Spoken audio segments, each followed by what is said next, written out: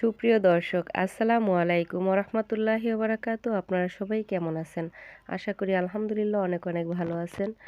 পিঠা তো অনেকই তৈরি করেছি, আমার চ্যানেলে অলরেডি দেওয়া আছে। আজকে আমি শাহি ভাপা পিঠাটা কিভাবে তৈরি করতে হবে সেটা দেখিয়ে দিব। বন্ধুরা, আমার পুরো ভিডিওর সাথেই থাকবেন এবং ভালো লাগলে লাইক কমেন্ট করতে ভুলবেন না। তো বন্ধুরা, চলেন দেখে নিই এটাকে কিভাবে তৈরি করলাম।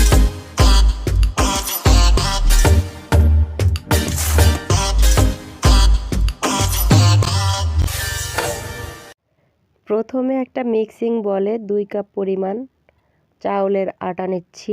আর এই পিঠাটা তৈরি করতে অবশ্যই চাউলের আটাটাই ব্যবহার করবেন। তো এখানে স্বাদ মতো লবণ দিয়ে দিচ্ছি।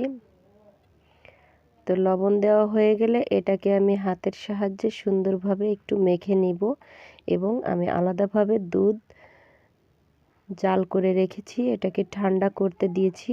তো অলরেডি আমি 1 কাপ পরিমাণ দুধ নিয়েছি। তো এই দুধটা অল্প অল্প করে দিয়ে একটা ডো তৈরি করতে হবে। তো ডোটা তৈরি করতে বেশি সময় লাগবে না এবং পারফেক্টলি আপনারা সবাই জানেন যে ভাপা পিঠার ডোটা কিভাবে তৈরি করতে হয়। তো বন্ধুরা দেখেন, ডোটা তৈরি হয়ে গেছে। তো কি ভাবছেন এটা দিয়েই পিঠা হবে? না, এটাকে আরেকটা স্টেপে চলে যেতে হবে।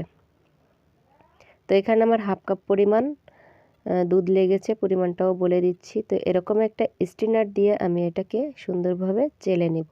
তো চেলে নেওয়া হয়ে গেলে পিছন সাইড দিয়ে যে গুটলিটা বের হবে ওই গুঁড়াটা দিয়েই আমি ভাপা পিঠাটা তৈরি করব। তো দেখেন, আমার চেলে নেওয়া হয়ে গেল। অলরেডি পারফেক্ট একটা গুঁড়ো আমরা পেয়ে গেলাম। এখন চলে যাব পিঠাটা তৈরি করার স্টেপে। তো এরকম একটা নেট ব্যাগ হলে হবে এবং এরকম স্টিনারে করেই তৈরি করব।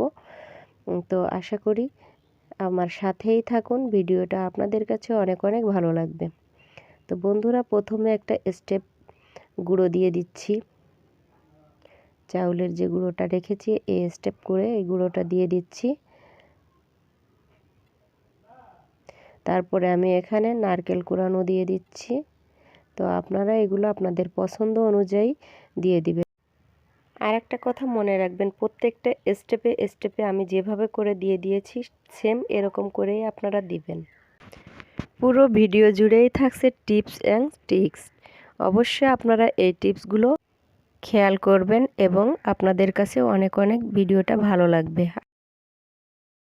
তো বন্ধুরা, এখন দিয়ে দিলাম গুড়।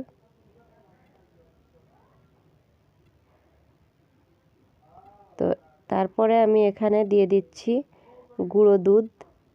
তো আপনারা চাইলে এটা দিতেও পারেন, নাও পারেন, অপশন আছে।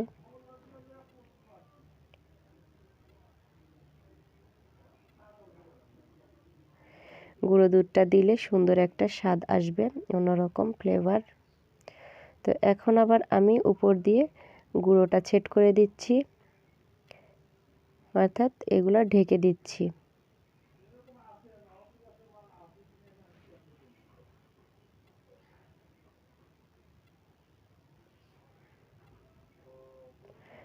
তো পুরো গুড় নারকেলটা আমি ঢেকে দিচ্ছি গুঁড়োটা দিয়ে।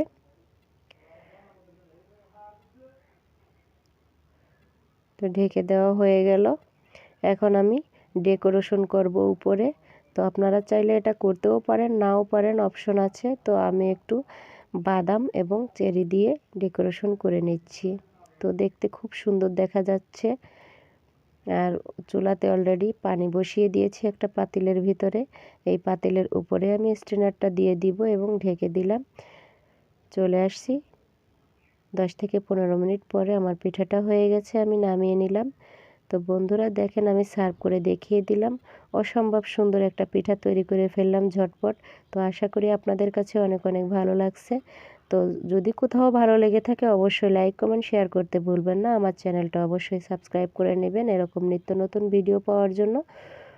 অল নোটিফিকেশনটি অন করে রাখবেন। আমি ভিডিওটা দেওয়ার সাথে সাথেই আপনাদের কাছে নোটিফিকেশন চলে যাবে। সবাই ভালো থাকবেন, সুস্থ থাকবেন। আল্লাহ হাফেজ।